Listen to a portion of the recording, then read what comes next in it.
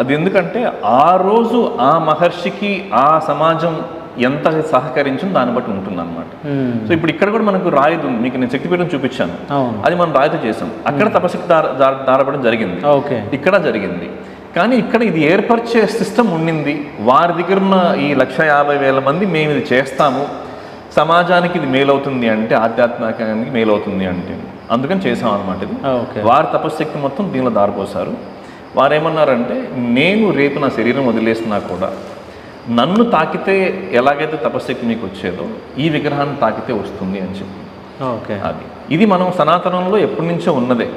ఇక్కడ ఏంటంటే మీకు వేరే గుళ్ళల్లో మిమ్మల్ని లోపలికి రానివ్వరు, గర్భగుడిలో తాకే అవకాశం ఉండదు.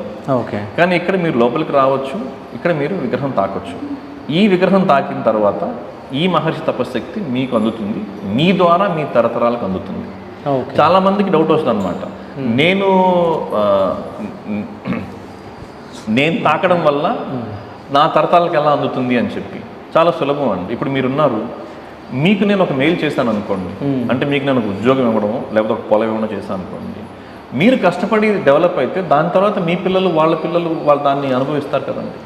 అలా ఒక భౌతిక వస్తువే తరతరాలుగా వెళ్తున్నప్పుడు ఒక ఆధ్యాత్మికం అనేది ఇంకా నస్వరం అంటారు. నస్వరం అంటే ఏంటంటే నశించనది అని చెప్పి. ఇప్పుడు మీకు బంగారు ఉంగరం ఉంది, ఇదన్నా ఒక 1000 ఏళ్ళ తర్వాత నశిస్తుందేమో కానీ ఆధ్యాత్మికం అనేది అసలు నశించదు. మనలో ఏమంటారంటే, పులి నోట్లో పడ్డ మాంసం ముక్కైన పొరపాటున కింద పడిపోతుందేమో కానీ ఒక ఋషి, ఒక మహర్షి చింతన, ఒక మహర్షి చూపు, ఒక మహర్షి స్పర్శ